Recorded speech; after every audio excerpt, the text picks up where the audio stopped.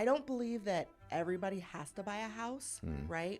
But you have to have something. Well, for most of us, we're all used to paying bills. So your stepfather introduced you to timeshare. At what point did you realize that was your calling? When I saw the money. Yeah. So what are some of the biggest obstacles you had to overcome to reach the success level you at to this day? I would probably say sometimes staying in the delusion of knowing that I can do it. When I got into real estate, like my first year, I didn't sell a house. Best investment would be just putting their money in either a mutual fund or an IRA, and then just letting that money grow over time. Because whether you put your money in those investment accounts or you put your money into real estate, it's something that will grow over time.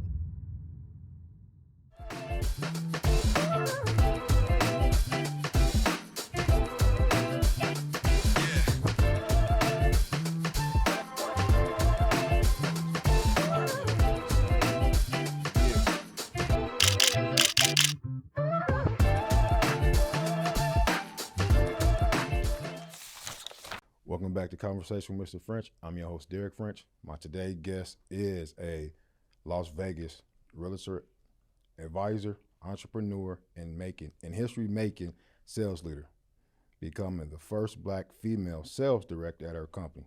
To build a real estate business, she has built her career on leadership, trust, and helping people create long-term longevity. My today's guest is, introduce yourself. Kara Faine. Kara Faine, thank you for stopping by. Thank you. Thank you for having me. So did I miss anything? Nope, didn't miss anything. That was sure? Great. Positive. Well, thank you for stopping by. So you moved to Las Vegas when you was 4 years old. Yes. How did that shape you? So my family, we were in Inglewood. Okay. And during even back then, Inglewood, California is a very expensive place to live. And so my family, my parents, they knew that Vegas was a place that they could kind of start over, have opportunity. And so moving here definitely gave us that. And I'm very, very grateful, because I don't know what my life would have been had I have stayed in Inglewood, California. So I take it you were born in Inglewood, but raised here in Vegas? Correct. So do you ever go back home? I don't know anybody back home like that's there. Like, I think we were there, and then my mother and father, they're originally from Oklahoma, so that's where all the cousins and everybody is in Oklahoma. I'm familiar with Oklahoma, but I have not been there because I'm from the Midwest. I'm from Kansas City, so Oklahoma is like 8 hours away from my hometown. Yeah. So when I'm driving through Dallas, I go to Oklahoma. So yeah, I'm very familiar with Oklahoma. So before real estate, you worked in a medical office, and you worked your way up to the office manager. Yes. What did that experience teach you about leadership? So funny enough, like, they working at the medical aesthetic office like really did shape me as an entrepreneur.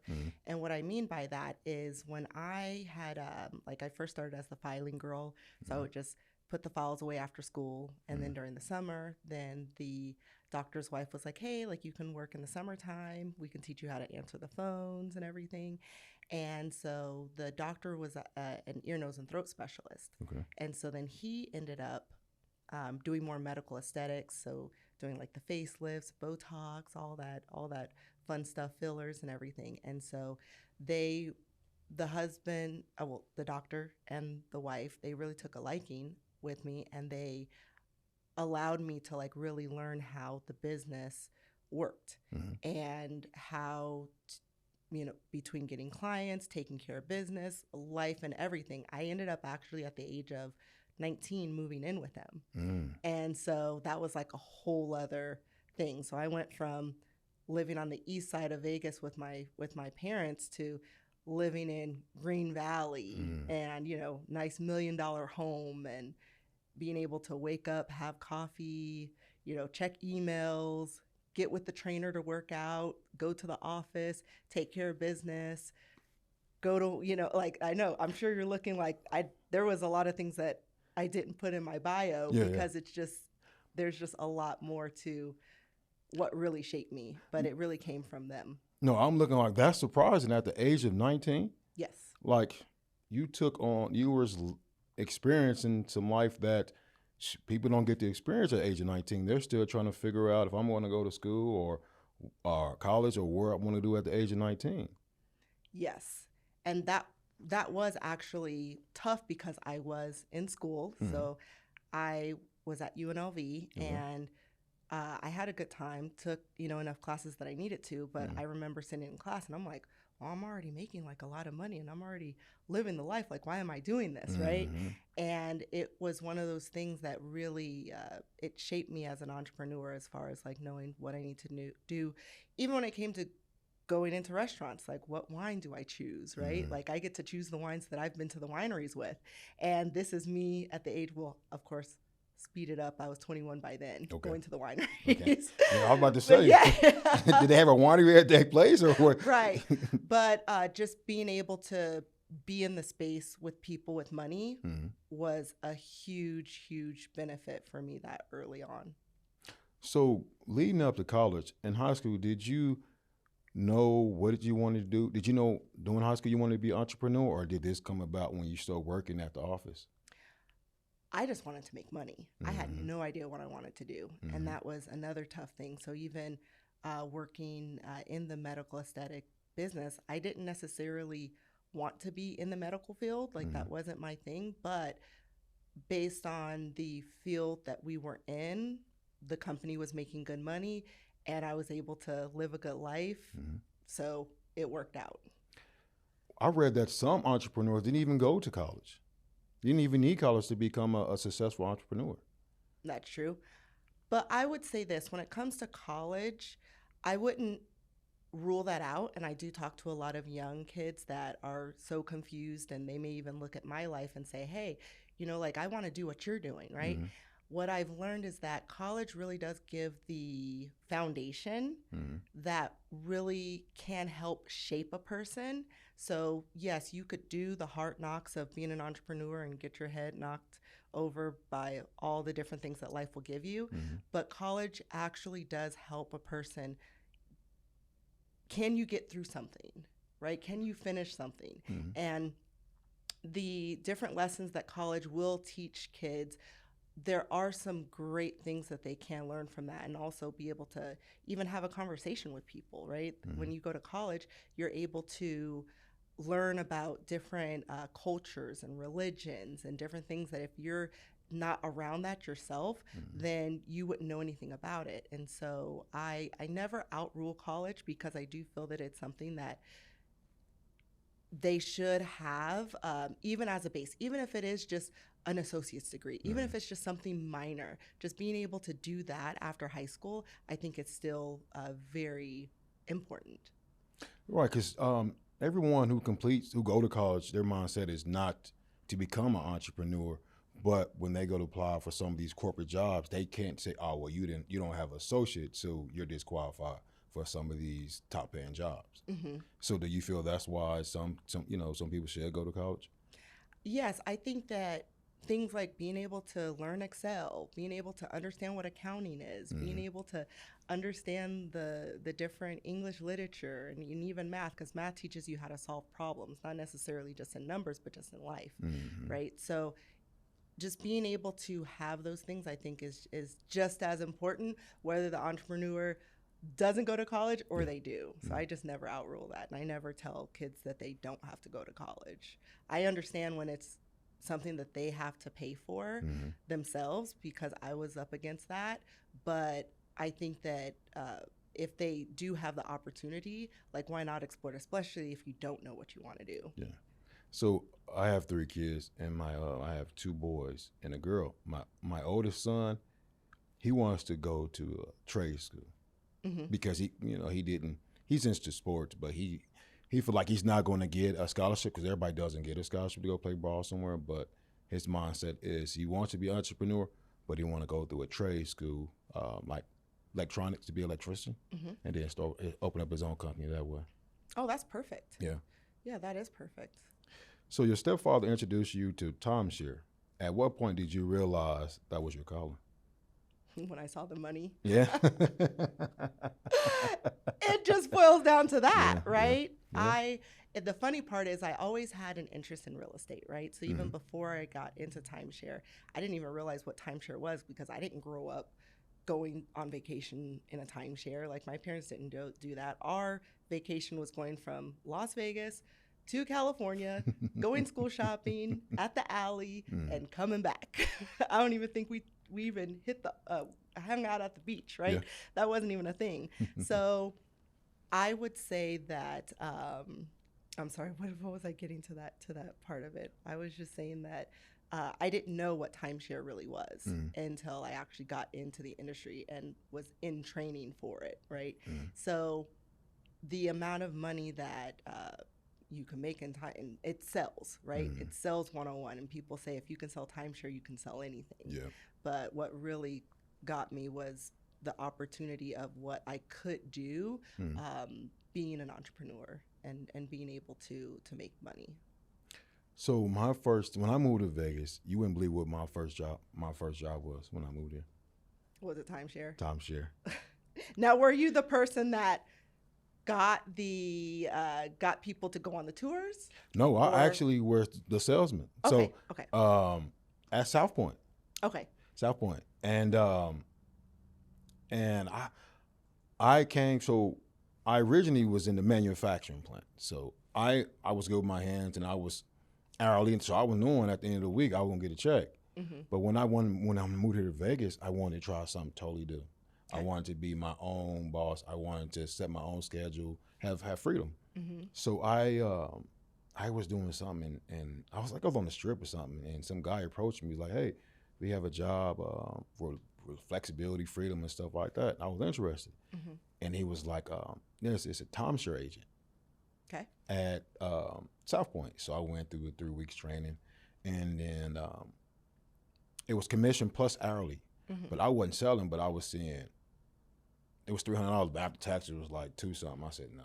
I understand. So I said no, and that shifted my mind. Was like no, and then I got into real estate.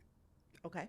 I got into real estate, and that just kept getting worse for me. So I ended up going back to what I knew, which was working in a manufacturing plant. So when things get difficult like that, like when you're not making money, how do you handle things like that?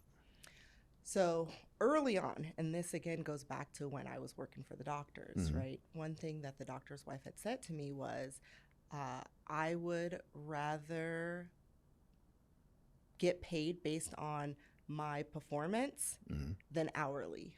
And that stuck in my head like for forever, right? And so in timeshare, same thing. When you first start, you only get that $300 check, right? At the company I worked for, they didn't take taxes out, so we got the full $300. But it sometimes gets to that point where if you don't sell enough, then then they have to let you go, right? So what I did, which I felt was really smart, is I just became friends with the top salespeople so that they could teach me what I needed to know, right? And they're like my forever friends, and I'm forever grateful. Like they know that if they call me, I'm there, right? Because they are the ones that really help make sure that I didn't lose my job or anything like that, right? All the way to me then becoming the sales director of the company. And so what I used to do is if there was anything else I could do in between like working or after work, like side hustles, that's what I would do. Like back in the day, I used to sell, like you used to be able to buy people's iPhones and then sell it to a company, right? And then so depending on what you would sell the iPhone, like what you would buy the iPhone from somebody, then whatever the difference is, like a little commission that you could sell it to another company that wanted to buy the iPhones, right? That business went away. Then I used to go and there used to be a place on the strip where you can do surveys, right? So I would so the entrepreneur is money, just it's in you because you're like, yeah, I got this $300 ain't making it, so I gotta do something to feel, especially expensive here in Vegas. I gotta figure a way how to have more income coming in than this little $300. Absolutely. So I did any little things like that in order to make another couple extra dollars. in order to get myself going is what I did until I started to really make the money in timeshare. So what they're saying is it's not what you know, is who you know. So back to you saying you became friends with the top salesman Yes. to keep your job. Yes. So you became the first Black female sales director at your company. What did that accomplishment mean to you personally? Personally, it was an accomplishment that I was able to prove something to myself. I was able to prove that I can do it, right? So that was one. But what I didn't realize what it actually meant to other people, right? So there were other salespeople that then looked at me and said, thank you for making it. And I was like, that's pretty cool, right? I didn't realize that was even what I was doing. I'm just the type of person where I'm like, okay, like, where's the top? How do I get there? What do I need to do? And that's, how I try to win the game, right? But I would definitely say that the most important thing for me was when other people were like, hey, thank you for paving the way.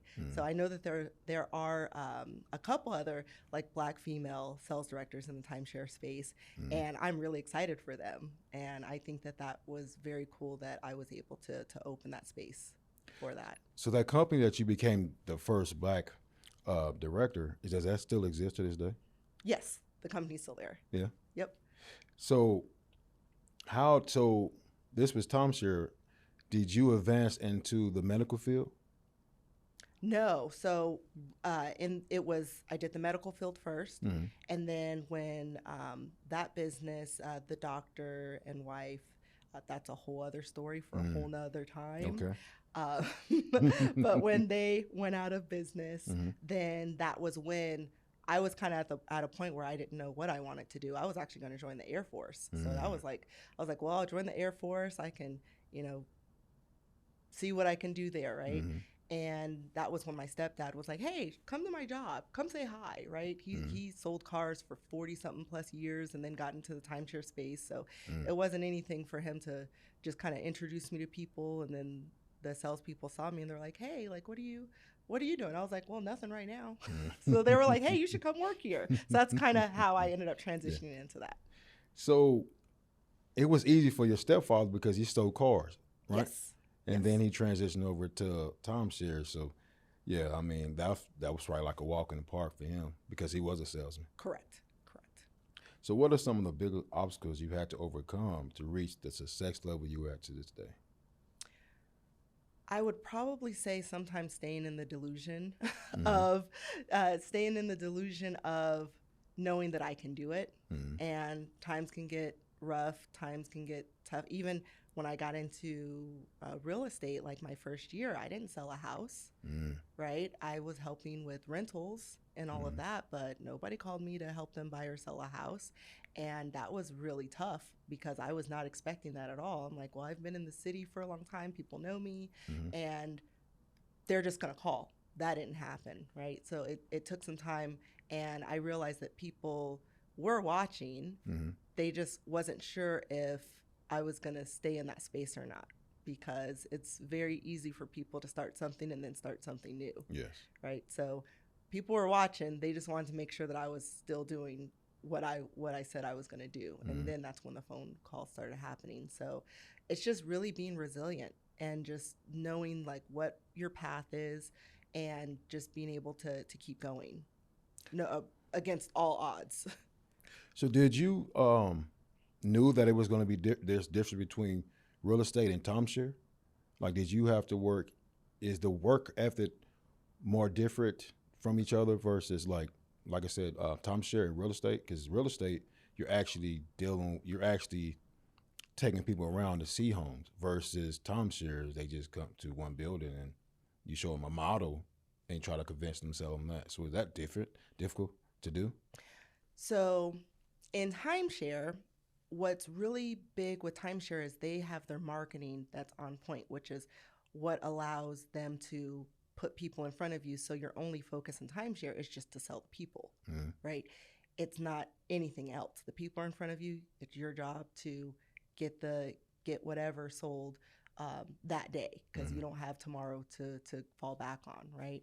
So it's very heavy on being able to be good with people, understand body language, understand where people are coming from, and being able to just execute and get them to buy, right? Versus real estate is more of a longer journey with a client, right? For the most part, the person's already sold, they already want to buy something. They already really want to sell, or they want to buy, right? So that part of the job is already done. Our job is really heavy on marketing in real estate, which is where a lot of real estate agents fail, is that they don't understand the mechanics of actually marketing and being able to be that person that somebody would even want to call, right? I do believe that there's somebody for everybody, Yes. right? But it's just also being able to be in that space and know that, like, there's millions of people, like there's over 3 million in Vegas alone, right? So somebody, if you're in that space and if you're doing the right things and you're saying the right things, will contact you, and then it's your job to just execute. But for a real estate agent, I feel that our job is easy in some aspects, but I think that our biggest challenge is being able to know how to navigate the emotions of our clients, as well as just being able to get the job done. So when I completed real estate school, I went to Key Realtor here in Vegas, and I started off. I had a real good mentor. His name was Kara Faine.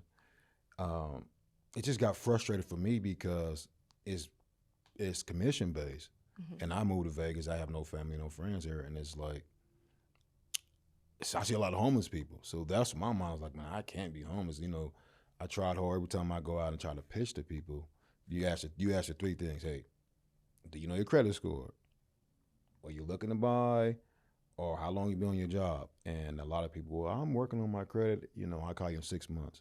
Or I'm not looking to buy right now. So being a new agent, no one is trusting you or built. You don't have that word around town that you can get stuff done. So it just came very frustrating. I just walked away from it. So to see that you constantly just was pushing through, that says a lot. Well, thank you. It definitely is one of those things where, like, as a real estate agent, it's true. Like, you run into the people that are like, oh, I want to buy, but my credit's bad. I want to I want to sell, but I gotta catch up on my mortgage payments.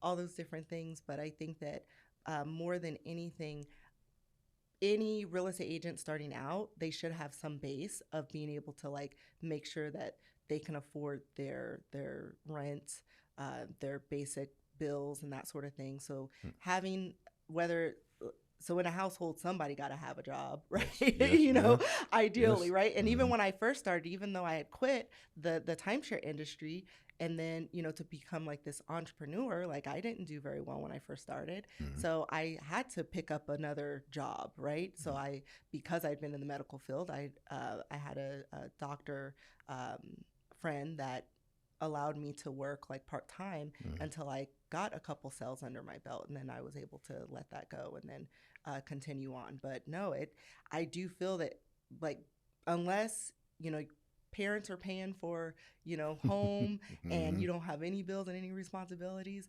going out there selling real estate would be fine. But you got to have at least something, some sort of a base, whether it is even like a part-time job or something, to just cover the basic things. Because in real estate, like, sometimes you can sell a house, and then there's other times that you don't sell a house. Yes. So then what do you do? Yeah. So after years in corporate leadership, what gave you the courage to walk away and become an entrepreneur? I would say the courage came from when I was an entrepreneur with the doctors, right? They gave me a lifestyle that I further had to chase. Like, I wanted the ability of having my own business and then being able to do whatever I wanted to do afterwards. And I work my business. I'll work hard for my business. I know that I can work diligently by myself without having to worry about a boss being over me. Like, I know that. And I also know that there are times when, if in the medical field, if no one was getting any procedures, then we weren't making that much money. Then there's other times that we were making a lot of money, right? So it's just being able to learn how to ride that wave.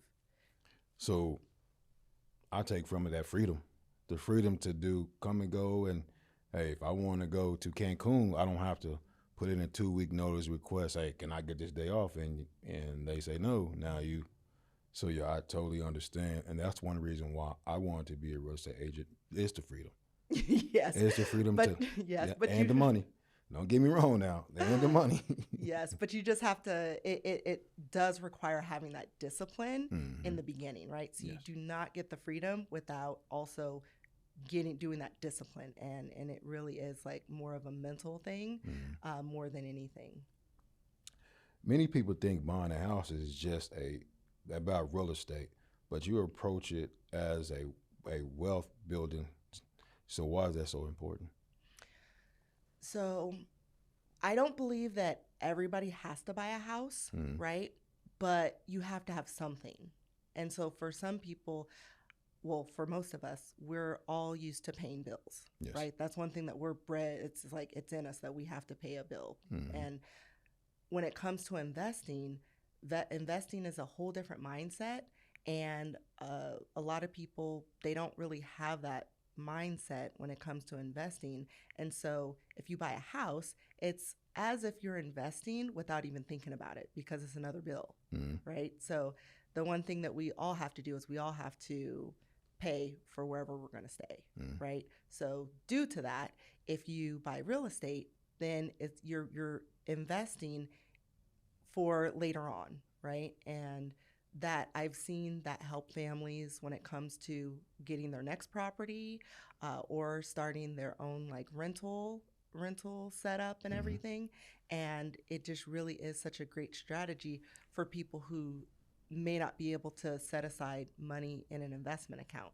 So when it comes to investing in an investment account, that's a whole different thing. I found that when people put money in those areas, if they're not disciplined, they take it right out, or there's always an emergency, or there's always something that pops up, right? So that money in an investment account can come and go, versus if you do own a house, that money kind of sits until you're ready to do something or make a move.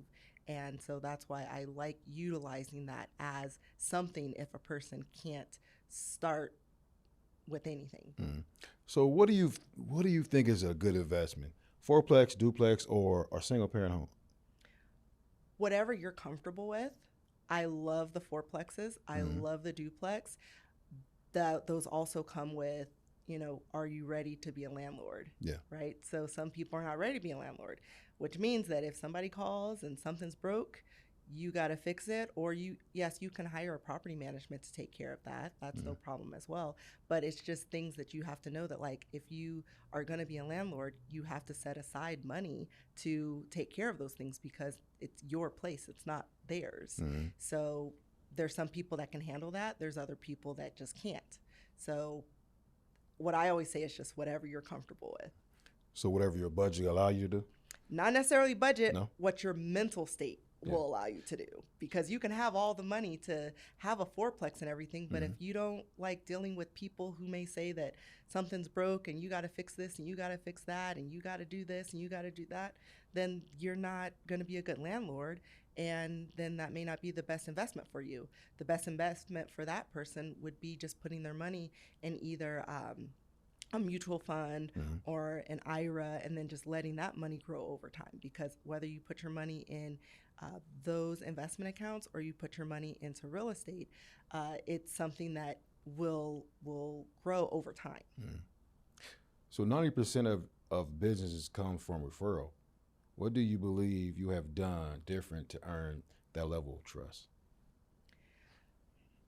I've just tried to be as genuine as possible, and I've gained a lot of people's trust just by my actions. And I've had deals where I didn't make any money off of just because things happen, right? Yeah. And people see like the genuineness that I really have in it, and they're willing to refer me. And I love having the referrals because it's knocking on doors, not the easiest for someone like me, Yeah. right? Yeah. But being able to have someone to refer me, and they can Google me, whatever, and they can see, okay, she knows what she's talking about, she knows what she's doing. I'll give her a call. I'll give her a chance, and I love it because I'm meeting amazing people as clients. It's really, really fun. Well, I'll make sure after this I'll go leave a good review. Oh, thank you. Thank you. So referrals are good. I mean, referrals are the best because, like you said, the trust. Yeah. Now you didn't help someone. Now they can tell their family, their friends, and now you didn't help these people move into their place, and now you're seeing their kids growing up in these places. Yes. So referrals are definitely good. So you have closed a deal up to $2.75 million. Was that the highest transition you ever did? And how different do you look at the smaller deals now? That's a very good question. Mm-hmm. Yeah, that was a very great opportunity. And the cool part was those clients were actually my timeshare clients. Wow. So, yeah, I've helped quite a few of my different timeshare clients. They learned that I was in the real estate space, and they actually was like, hey, here's what we want to do and that sort of thing. And I actually helped them buy their house at 2.1. And then they ended up 2 years later. So it was exactly 2 years.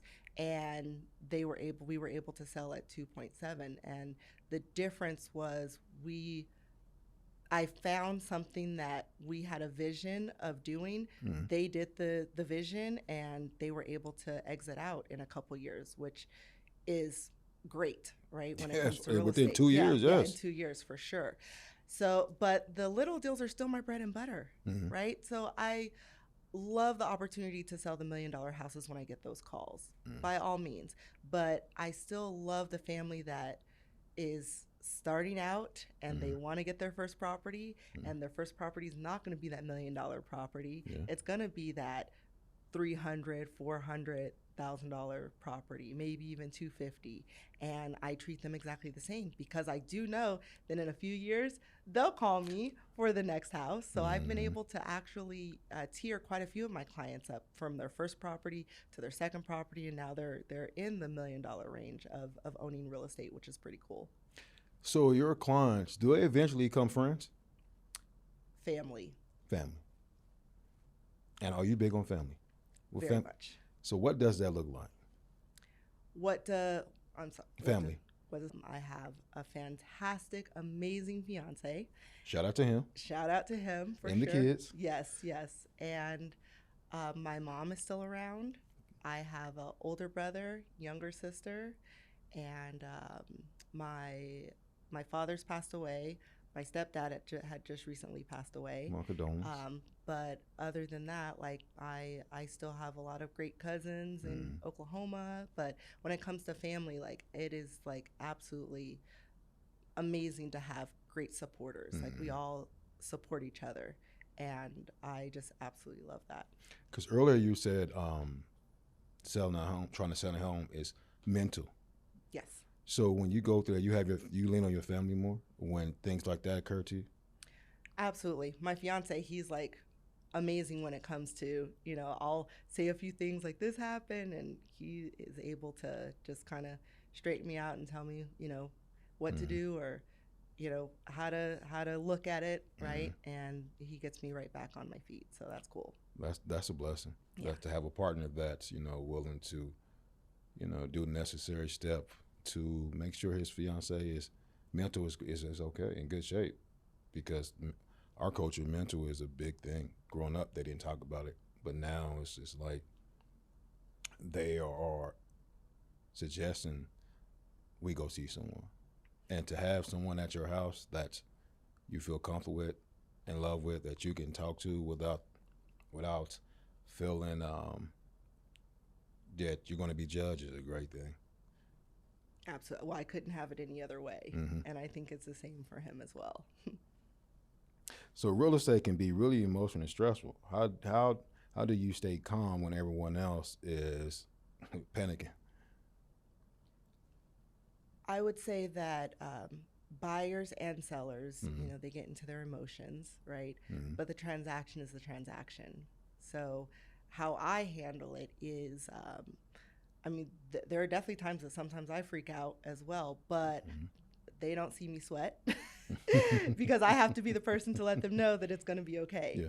And you know, I'm just able to stay like really calm and just make sure that they know that like we're going to get through this. And matter of fact, I actually tell a lot of my buyers, like especially when we're like leveling up to the next level, I tell them, listen, just so you know, and I'm not trying to put any voodoo or anything on you, but as we go through this, you may encounter some situations, right? And just don't think that that means for you to stop. That means that you got to keep going. And sure enough, I'll get the phone call, oh my gosh, you know, this happened, or, you know, my son got in a car accident. We got to buy a car right now. Don't buy a car right now. We can't buy a car, but can we get this handled and then close and then you can go get a car? You can go get a car. Is it because that's accruing more debt if they go to open up a car? Correct. And then it can mess up like a person's debt to income ratio when it comes to being able to get approved for a house. So how you ever have like difficult clients, and how do you handle those? Like, do you walk away, or do you just give them time to breathe, or how do you deal with something like that? Because these people who they're anxious out here, they feel like, let's say for example, they got $500,000, but they want to buy a home that's $800,000, $900,000, and it's just difficult to work with them. How do you deal with that? I'm pretty good at being able to understand like where they're coming from and what's happening. So I'm able to like unpack a lot of those things up front. And then I also I keep the ethics of an agent, and I keep myself in a place where they do trust me, right? So I really do earn my clients' trust first, so that they know that what I'm telling them is either how it is or what's going to happen, and then they're able to calm down from that, if that makes sense. So when it comes to crazy clients, I have had some crazy clients and then they just go away, and that's fine. It's rare when that happens, but I would just say that I just know how to handle them and get the job done. And the facts are the facts, right? So it's like if a person's pre-approved for 500 and they're looking at $800,000 houses, I'm like, okay, great. Just give me the bank statement with the extra 3, and we'll, you know, we can keep going. so they easily line up after that. It's just one of those things where it's like, let's really get down to, or the person that wants to look at $800,000 houses, but then doesn't have a pre-approval, right? So back in the day, you used to be able to go look at houses, and because of the affordability, you can make it work. Now, that's not what's happening. Now you really do. You have to get pre-approved in order to even know what you're looking at, right? Because I want to go buy $1 million house too, but does my finances show that I can do it? You know, that's a whole different story. What's the biggest finance mistake you see first-time home buyers or sellers make? Want to buy too much.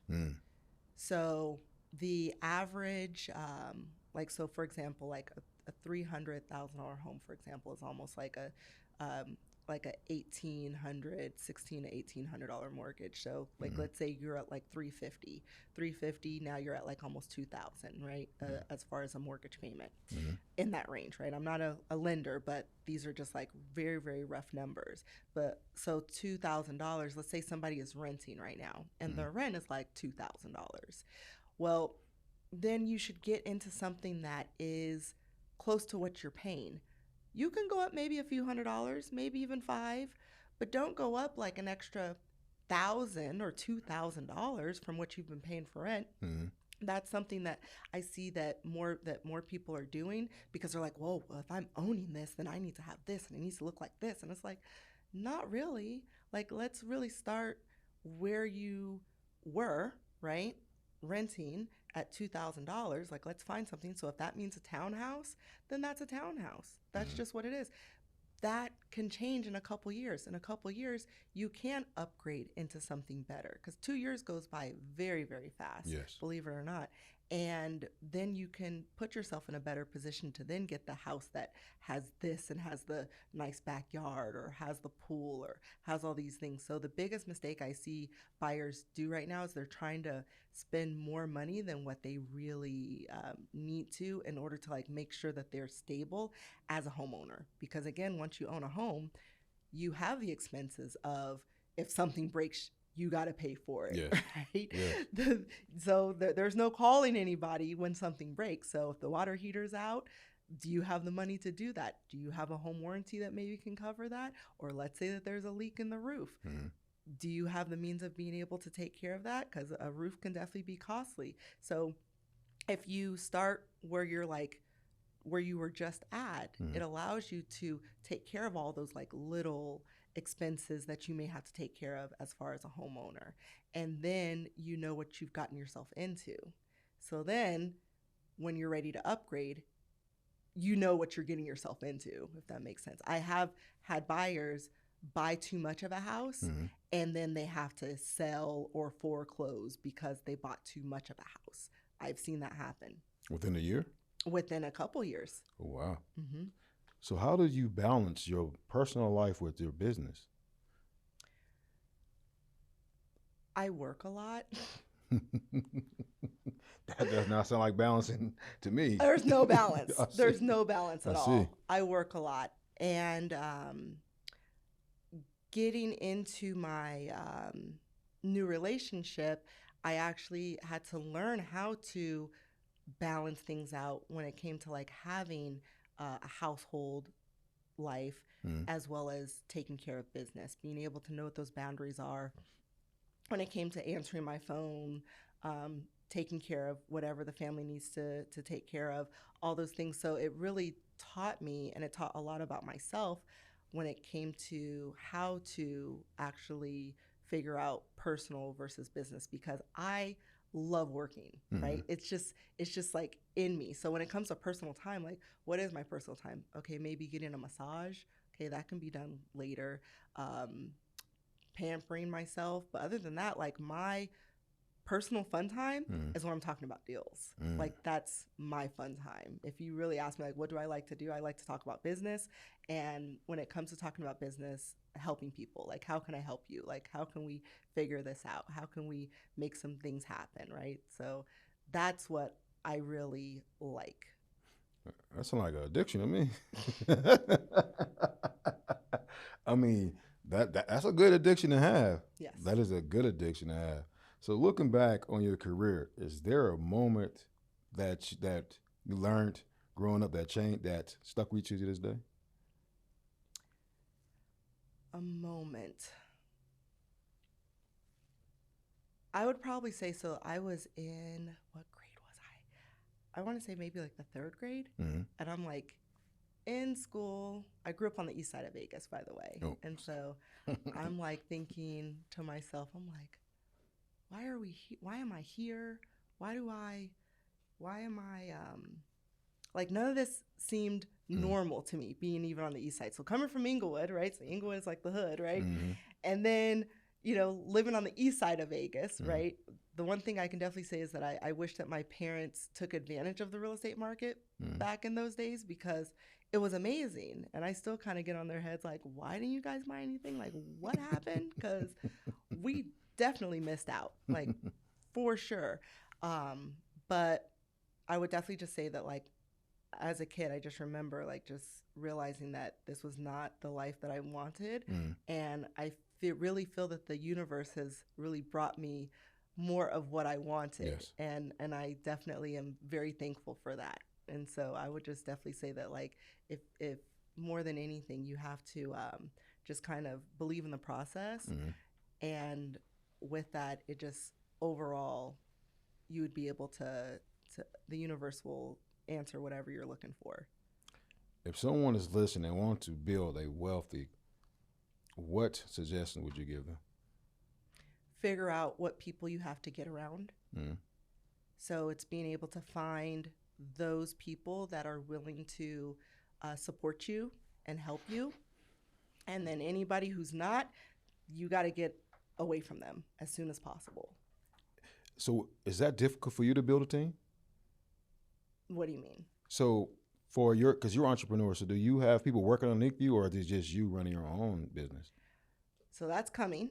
Mm-hmm. Building a support team. I do have people that would love to work for me again, right? Mm-hmm. Because I used to be a director. So I had over 50 salespeople. Mm-hmm. And so, like, at any time, I can make a phone call and, have people under me. So I am working on building a team and really building like more of a bigger empire. Mm-hmm. So I always ask this question before we go. What legacy do you want to leave behind? I want to leave a legacy of being able to, number one, help kids Mm-hmm. understand that no matter where they came from, they can actually make it and they can do whatever they want to do. Mm-hmm. It is possible. So I want to be able to leave that legacy behind. So I'm still in the works of that. And overall, like, I think that life is just such a fun journey. And it's a fun journey if you look at it in that way. Not to say that things don't happen or, aren't like the greatest, but when it comes to just living life, period, like Mm-hmm. the universe will answer whatever prayers that you put out there. So the legacy that I would love to leave is something that is definitely much greater, and it's coming. Mm-hmm.